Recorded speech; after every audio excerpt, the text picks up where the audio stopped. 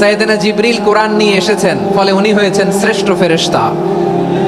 বিশ্ব নবীর উপর কোরআন নাজিল হয়েছে, তাই তিনি হয়েছেন শ্রেষ্ঠ নবী। রমাদানে কোরআন নাজিল হয়েছে, তাই রমাদান হয়েছে শ্রেষ্ঠ মাস। কদরের রাতে কোরআন নাজিল হয়েছে, তাই কদর হয়েছে শ্রেষ্ঠ রাত। আমরাও যদি কোরআনের সাথে সম্পর্ক বাড়াই, আমাদের মর্যাদাও এরকম, আমাদেরকেও শ্রেষ্ঠ মানুষ বানায় দিবে কে? এজন্য কোরআনের সাথে সম্পর্ক বাড়াইতে রাজি আছেন তো? যারাই কোরআনের সাথে সম্পর্ক বাড়ায়, এদের মর্যাদা বাড়ায় দেয় কে? শাবান মাস আসলে, রজব মাস আসলে সাহাবারা কি করতেন আসুন আমরা দেখি কিভাবে তারা রমাদানকে ওয়েলকাম জানাতেন। রজব শাবান আসলেই ওনারা রমাদান পর্যন্ত পৌঁছার আকুতি, আগ্রহ আর ফরিয়াদ আল্লাহর কাছে জানাতেন আর বলতেন, ইয়া আল্লাহ, রমজান পর্যন্ত আমাদের হায়াত বাড়িয়ে দাও। আল্লাহুম্মা বাল্লিগনা রমাদান, আল্লাহ তুমি রমজান পর্যন্ত আমাদের পৌঁছে দাও। আল্লাহুম্মা বারিক লানা ফি রজব ওয়া শাবান ওয়া বাল্লিগনা রমাদান, আল্লাহ রজব শাবানে বরকত দাও, আল্লাহ রমজান পর্যন্ত তুমি আমাদেরকে পৌঁছে দাও। আওয়াজ করে পড়ে না আমিন। আমার প্রিয় চাঁপাইনবাবগঞ্জের ভাইরা, গত বছর অনেকের সাথে আমরা একসাথে রমাদান কাটিয়েছি, তাদের অনেকে দুনিয়াতে এখন বেঁচে নাই, এরকম আছে না নাই? আচ্ছা, এই বছর যদি খুশ নসিব হয় আমাদের, আমরা যদি পাই, আগামী বছরও যে রমাদান আমরা পাবো কোনো গ্যারান্টি আছে? তাহলে আসুন আমরা ভেবে নেই, হতে পারে this Ramadan could be the last and final Ramadan in our life. হতে পারে এই রমাদানই হতে পারে আমার জীবনের শেষ রমাদান। তাই আসুন আমরা আল্লাহর কাছে দোয়া করি, আল্লাহুম্মা বাল্লিগনা রমাদান, আল্লাহ তুমি রমাদান পর্যন্ত আমাদেরকে পৌঁছে দাও। আওয়াজ করে পড়েন আমিন। ইবনু রাজব আল হাম্বলি লাতাইফুল মাআরিফের মধ্যে লিখেছেন, সাহাবারা ওনারা রমাদান কেন্দ্রিক, আমাদের সালাফ সালফে সালিহিনরা রমাদান কেন্দ্রিক জীবন কাটাতেন।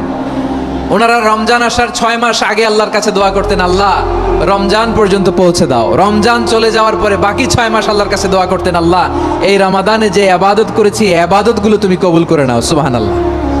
তাহলে পুরো বছর রমাদান কেন্দ্রিক জীবন। রমজান আসার আগে 6 মাস দোয়া করতো, আল্লাহ আমরা যেন রমজান পাই। রমজান চলে যাওয়ার পরে বাকি 6 মাস বলতো, আল্লাহ রমজানে যে ইবাদত করেছি এগুলো তুমি কবুল করে নাও। সুবহানাল্লাহ। আবার এই শাবান মাসে আল্লাহর হাবিব সাল্লাল্লাহু আলাইহি ওয়াসাল্লাম সবচেয়ে বেশি রোজা রাখতেন। এই শাবান শেষে আমাদের মধ্যে আগমন করবে রমাদান, এবং এই রমাদানুল মুবারক আল্লাহ তাআলা আমাদের জন্য সিয়াম ফরজ করেছেন। কি ফরজ করেছেন?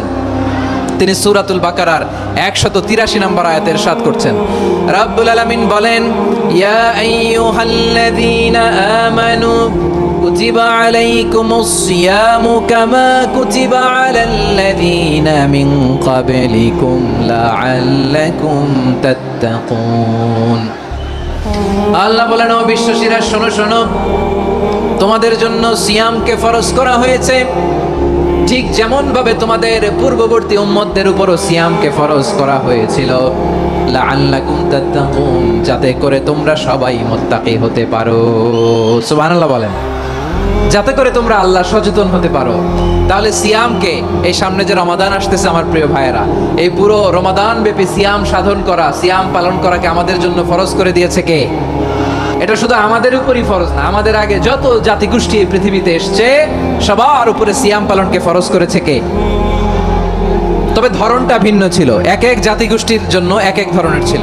আমাদের জন্য সিয়াম ফরজ টানা 1 মাস 30 দিন বা 29 দিন। পূর্ববর্তী অনেক উম্মতের উপর 1 মাস ছিল না, 3টা ফরজ ছিল। কয়টা? প্রতি মাসের 13, 14, 15 ফরজ ছিল তাদের জন্য। কারো জন্য শুধু একটা, আশুরার রোজা। কোন কোন উম্মতের জন্য 10টা।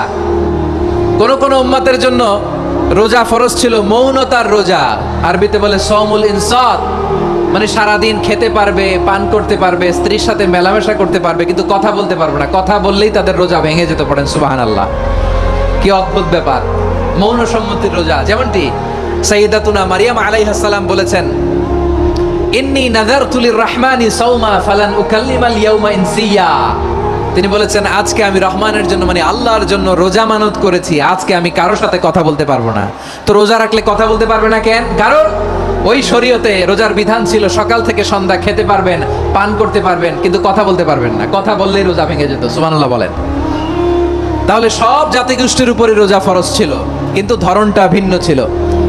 মজার ব্যাপার হচ্ছে, আপনি বর্তমানেও বিভিন্ন ধর্মের দিকে তাকান, বৌদ্ধ ধর্ম, হিন্দু ধর্ম, খ্রিস্ট ধর্ম, তাদের মধ্যেও রোজা আছে।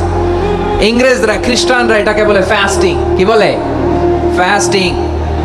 আমাদের হিন্দু ভাইয়েরা বলে উপবাস। তারা কি বলে? উপবাস। আবার এখন আন্দোলনেরও একটা মাধ্যম হয়েছে এটা, না খেয়ে থাকা, এটারে বলে অনশন। এটারে কি বলে? অনশন ধর্মঘট।